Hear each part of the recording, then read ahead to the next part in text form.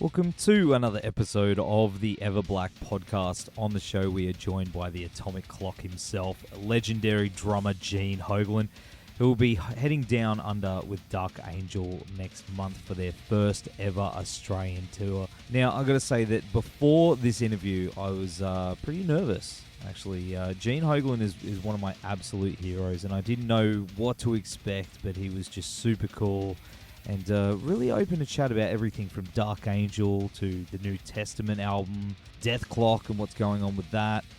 His busy as hell schedule, and he also talks a bit about Strapping Young Lad and his love for it, and addresses the talk about Devin asking him to play on EMPATH, which he answers very honestly, and it was super appreciated that he even opened up about that. I mean, look, Gene and Devin together are a force to be reckoned with. I mean, City, in my opinion, is the greatest metal album of all time, and I know a lot of people argue that, but that album is very, very important to me, and one that I listen to still quite regularly.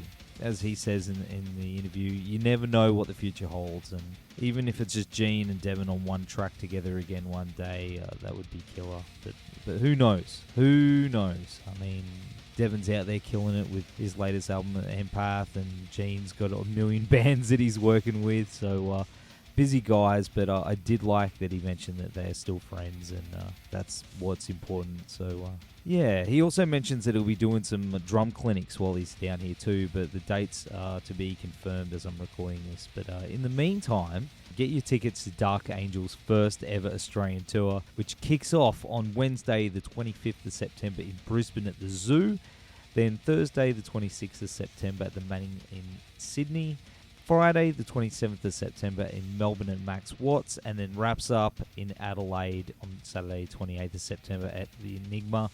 Tickets are on sale now through www.hardlinemedia.net. There's also limited VIP meet and greet packages available too, so get a photo with those guys. Legends, thrash legends, guys.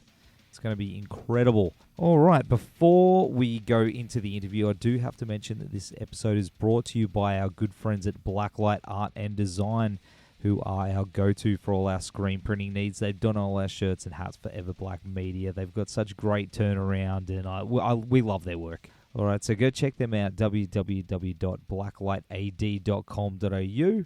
Show is also brought to you by our good friends at RW Promotion, who are the best in the biz when it comes to stickers, flyers, banners, badges, and all other promo you need for your band or business.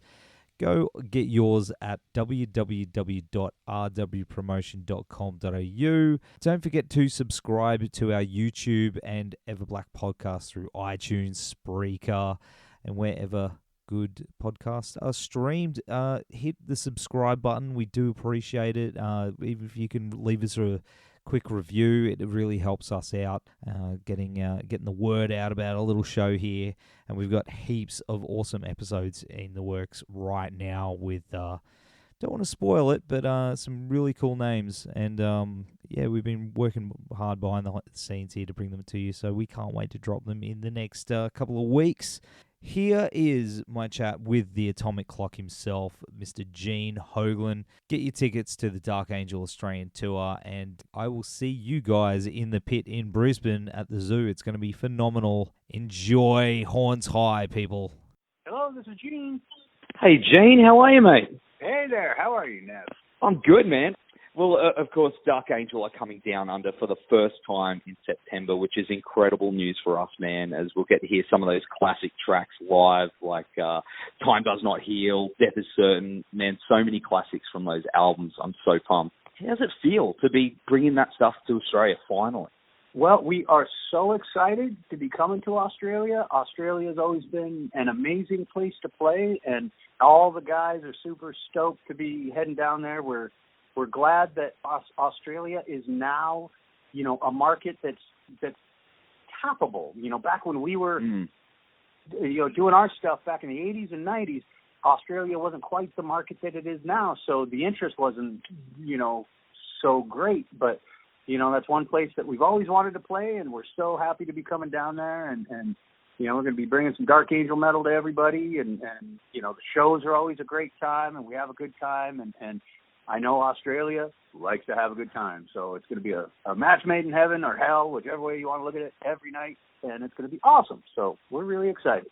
And how's it like, when you revisit those songs? Does it take you back to the time when you were recording them and making them and writing them? When you're jamming them live? Sometimes it does. Yeah, sometimes it does. Like, especially like on the tracks from Darkness Descends, for instance. And I have to go back to that caveman teenager style of mine. I wasn't quite the drummer then that I am now. So sometimes revisiting those songs, it's just like, how in the hell did I play these? Like what was going on in my head? So I didn't know then a lot of the things I know now, and so now I have to forget a lot of those things that I know in order to go back and just just blast, just blister the drums and play super fast and skills wise, it's not a problem, and it wasn't back then. I was playing to the best of my ability back then, and now I probably have a little more ability, but I always want to bring, I guess, that youthful teenage enthusiasm. That's what the Dark Angel show is all about. And I tell you, we try not to play as fast as we did back in like 85, 86, 87, because those were blistering tempos we used to be at. I don't even know if any of those old shows are on YouTube or anything, but if they ever make it and you get some old show from 85 or 86 or even 87, it's like, God damn, these guys are just ball-crushingly fast, and so we try to keep the songs just, where they are, recognizable, because they used to not be recognizable live.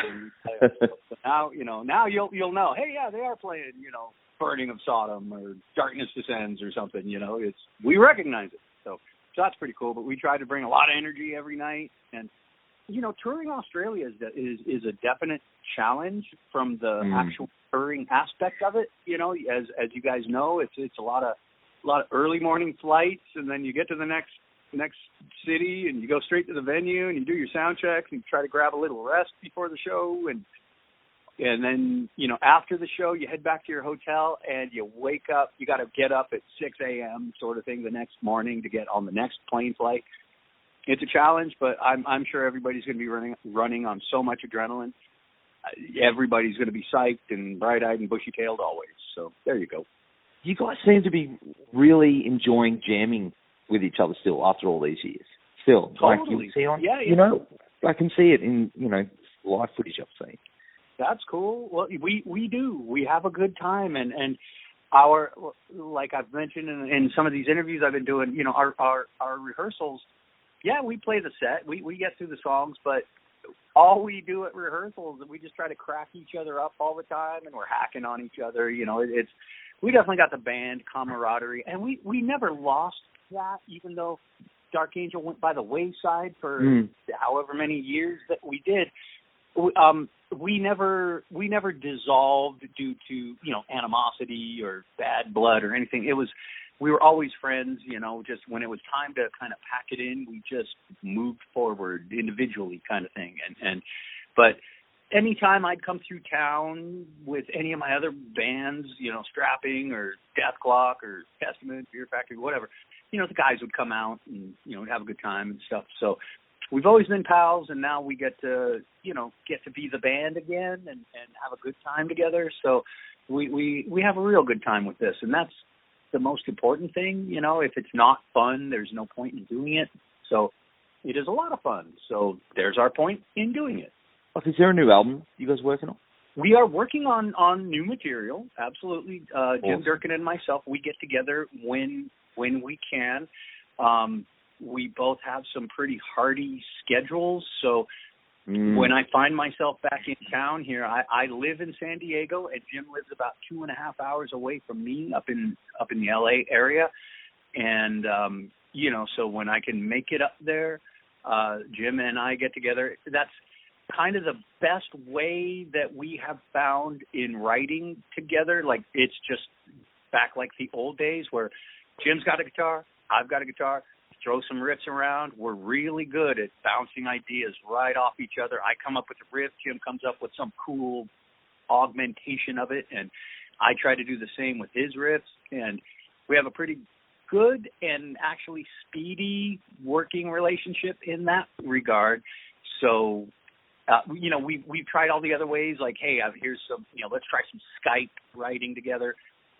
Not quite as productive, and I'll some videos over some of my stuff, or Jim will track some stuff and send the video over of it, or the two of these tracks, and we just when we have the time together, that's always the most fruitful and productive sessions that we get out of it. So with my schedule being what it is, we do as much as we can when we can. So it's taking a while, but it's also going to be a fall-crushing killer record, and I'll be really stoked to unleash it on the world when it's ready. Fuck yes. I'm so keen, man.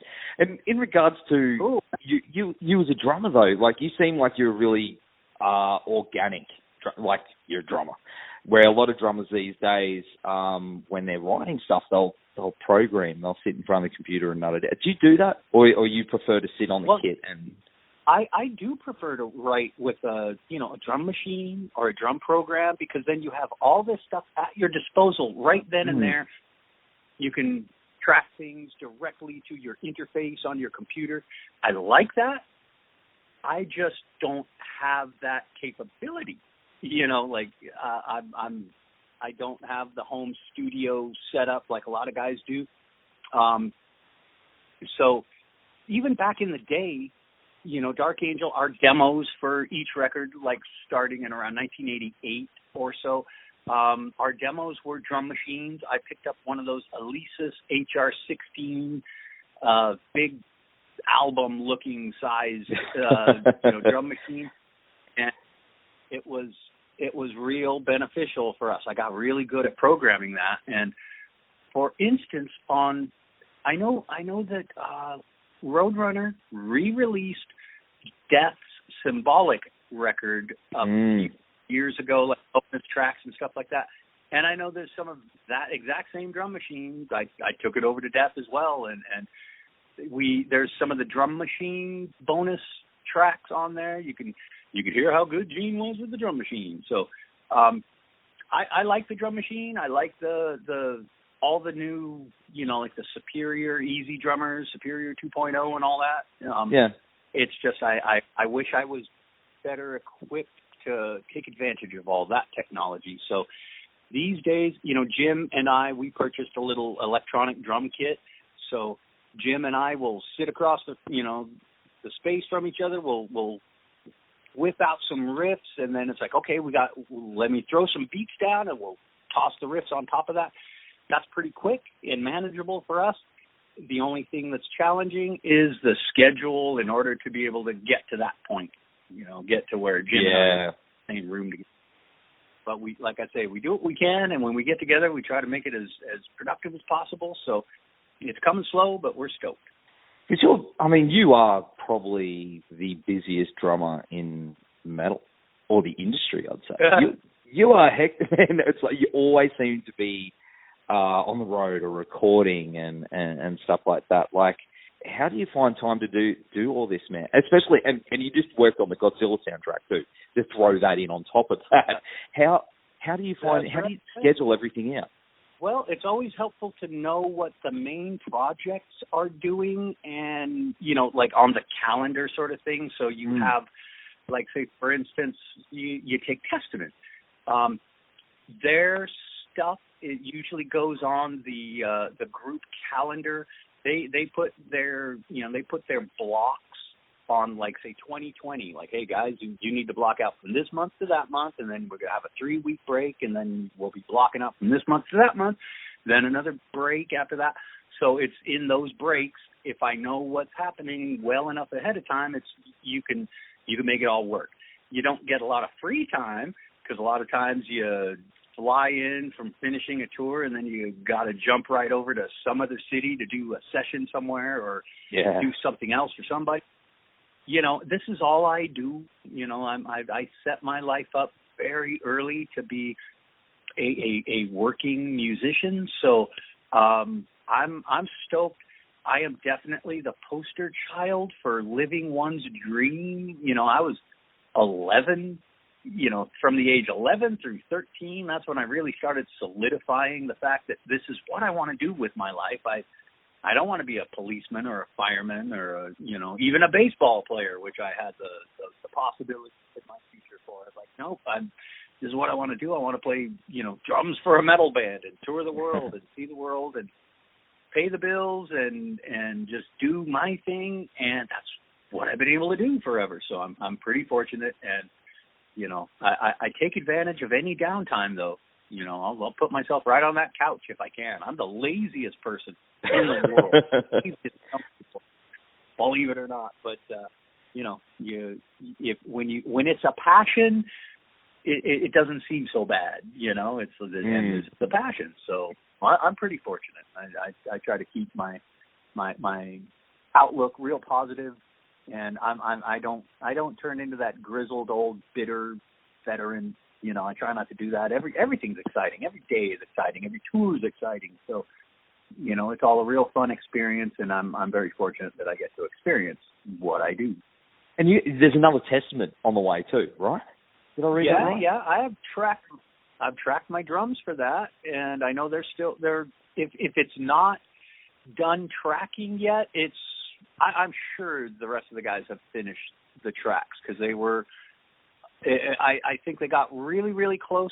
We just got back from Europe, so about a month and a half ago we went to Europe, and so I know we were trying to finish the album before the band left for Europe. But if there was any loose ends, I'm sure they completed those loose ends as soon as we got back, sort of thing. So I would imagine the album is probably getting mixed by now. You know, I'm pretty sure Andy Sneap is going to be doing it, and obviously he's pretty busy with Judas Priest, and he's probably got a bunch of sessions waiting for him too. You know, like, hey, finish this first thing, God. You know, he's probably got 8-10 bands doing the same thing Testament is to him. So, Very once true. he gets that done, I'm pretty sure. I'm pretty sure that I've heard that Testament's release date will be early 2020, and I'm sure the touring cycle will just get cracking pretty immediately after that. And hopefully Australia's in there too. I'm sure it will be, you know, because Australia is such a great place to play, and you know, every band loves playing Australia. You know, the fans there are great. You guys are all real knowledgeable on metal, and that's always helpful. And for me, I love the fact that Australia has taken to the extreme sides of metal so much, you know, like you always got a heavy audience in Australia, and so I'm always cool with that. I love bringing the heavy shit out. Any of these bands that I've ever played with that have had some, you know, success on the radio or anything like that, I couldn't give two fucks about, you know. Or you had videos that were real big and those songs are real popular. Those video songs, those radio songs, they're never the heaviest in your catalog, so fuck those songs. That's the way I see it, you know. I mean, I'm sure people disagree with me, but, you know, like, screw playing the radio song that everybody heard. Play the heavy shit that your fans are into. That's what I like. So. I'm with you there. I'm definitely with you there, man. Talking about heavy shit, I mean, one band that I was always hoping that we'd see down here was Dethklok, but we never had that chance. Do you think they ever would be? Or is that done? You know, that is better suited for Brendan. However, we never say never. And, like, for instance, Dethklok has a show booked in November here, up in Los Angeles. It's a big, you know, it's a comedy festival or music festival that Adult Swim, the network, is putting on. And the simplest summation that I can come up with for the reason that we're playing the show is Adult Swim is extending an olive branch, it kind of seems like, to the band for the future. We'll see what that future might entail. You know, like, I know Brendan's a busy guy on his own. He might be like, I would love to, but I don't have time for it. But everybody loves Dethklok. We love Dethklok. I know Brendan loves Dethklok. And there's been a little bit of space in terms of, in terms of time, I guess. There's been some time since the band has been able to either play shows or attempt to move forward. That's why Brendan's been concentrating on his Galacticon project, which that last Galacticon album, what was it called? Become the Storm. Yes. That was essentially a Dethklok record. If you ask me, sure sounded like Dethklok, and there was some Nathan Explosion kind of vocals on it, and yes, I think that was Brendan's. This is we can't be Dethklok anymore, but we've still got music in us, so we'll have to change the title, change a bit of the scenery around the concept, but musically it had all the same challenges of Dethklok. So, but you just never know about the future, and I wish that I wish I knew more about it, but I've got a real positive feeling about some things, and that's about the most I can say about it, but I know Brendan could elaborate. I always feel good about Dethklok's future, I'm always the one holding out the hope. I know the network was a bunch of fuckers and things didn't end up on the best note, but you never know. And so we'll see what that sort of attitude brings. Hey, you never know. That sometimes brings a lot of positive stuff in the future. So I'm always down for that. That is absolutely very true. And of course, one thing I did want to ask you about, it's totally cool if you'd like to skip the question, but I did hear that you were asked to play on Devin's EMPATH album. Is that right? Well, Devin reached out, and, he asked, and we started communicating a lot. And, Dev and I have always been friends. It's, yes. when strapping went by went by its wayside, we wished each other the best. And, I'm always excited to see Devin, achieving what he wanted. And, and he did reach out, and it was at a period where I had a bunch of stuff going on, and the schedule on my side was just crazy and nuts. I couldn't commit to anything, and there were actually, for the last year and a half, there's been some extraneous things outside the music industry going on in my personal and legal life that I've had to tend to quite a bit, and yes. That stuff was really coming to a head when Dev was reaching out, and I knew it was going to be coming to even more of a head when he was, mentioning his schedule of when he was looking at it, and I was like, I just don't know if I can commit to this, and I know Dev needs, he needs a commitment from somebody, so I just wasn't able to carry through with it, but and there's another thing, you never know about the future, and maybe Dev at the time was thinking, I'd like to go out and do some shows and be able to play some strapping music, and I kind of need you for that, Gene. Maybe that was going through his head at the time. That didn't come across to me, but had I known that, I might have, you give Gene the chance to play some strapping stuff, and he's going to be all over it. And, of course, I'd love to play that with Devin, Jed, and Byron, but I love Strapping's music, I love Dev's music, and, I definitely wish him the best. I've seen recently, somebody mentioned to me that, there was a headline somewhere saying Dev plans on playing some strapping music, and it's like, oh, man, boo, I wish I could do that. But great, he's going to get a killer drummer. That was from the interview I did with him. Okay, well, there you go. Yeah. Shit, then. In saying that, I didn't really, I don't like asking people about reunions and stuff you get asked every single day. That's why I thought if you're comfortable to talk about it, cool. If not, but thank you for answering the question, man. But hey, fair enough. I get it. Yeah, I'm a pretty open book. I don't have much that is like, oh shit, I can't talk about that. But yeah, but I mean, we're focusing on what you're doing now and the future is really damn exciting for you, man. I mean, there's so much you got coming up that. Darn. that's just phenomenal. I'm really excited for you, man. And despite, I mean, I'm talking about Australia. I mean, City. I'm not going to beat around the bush. City is my favorite metal album of all time, and I saw you guys once. It's probably mine too. You know, it's definitely in my tops. You know, I love City. I love Alien. I love Strapping. You know, that was my, whether I played in Strapping or not, that was my absolute favorite metal band. You know, totally. So yeah. I was fortunate to be the drummer on the records, but even if that was just music that I just heard out of the blue, like, God, City was ball crushing. You know, that was awesome. Oh, it's awesome, man. Like, I still listen to it, and like, your drumming is one of the biggest keys to that. Like, there's a lot of emotion in your playing. Yeah, I appreciate it. That's very kind. Thank you. That's really cool. No. Speaking about drums, real quick, and one thing that I don't know if it's been announced yet or any of that, but I'm announcing it here anyway, is that a part of this Australian trip for Dark Angel, I'm going to be sticking around Australia for a few days after the tour, and I'm going to be doing some drum clinics in, I believe it's going to be at least Melbourne and Sydney, and then, you know, maybe Brisbane or Adelaide or something. I hear there's going to be 3 to 4 clinics.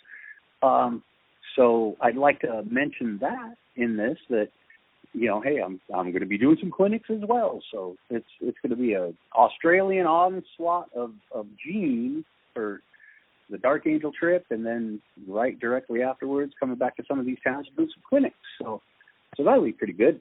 Dude, you've read my mind. I was actually going to ask you. I was going to say, you plan on doing some clinics, and I hope Brisbane or Gold Coast is on the menu. Yeah, man, I hope so. You know, but I'm definitely doing the clinics. I'm just not quite sure which cities there are being solidified for them. But you know, one thing I try to do in my clinics is I try to make them kind of all-encompassing for everybody. I try not to be just a drum clinic guy. You know, it's like I've done Australian clinic tours before, and they were always great, and the people are awesome, and I have a good time. I want the crowd to have a good time, and I like making things inclusive for everybody. So even if you're not a drummer, but, you know, and I open up the questions always, you know, like the question and answer session. That's a part of the whole clinic. You know, it's not like I'm going to take 5 questions and then everybody else shut. You know, it's like, God, got a question, shout it out, I'll answer it. And for the drummers out there, if they have drum questions, I try to answer those. For just the metal fans that are like, hey, man, what was it like, you know, doing this or that or whatever? You know, I try to be there for that too. So I try to make the clinics really entertaining and really fun for everybody, and I try to make them for more than just drummers. You can be a guitarist, or you can be a bassist or a singer, or you don't even have to be a musician to come down and enjoy, you know, an hour and a half of some chatting and some drumming. So there you go. That's awesome, man. Oh, I can't wait, dude. Of course, Gene, thanks again for taking the time to hang out on the show, mate. We look forward to seeing you at Dark Angel this September. Have a great weekend, man, and thanks for hanging. It's been awesome. Thanks. I appreciate it, brother. Thank you very much, man. We'll catch you soon, man. We'll see you.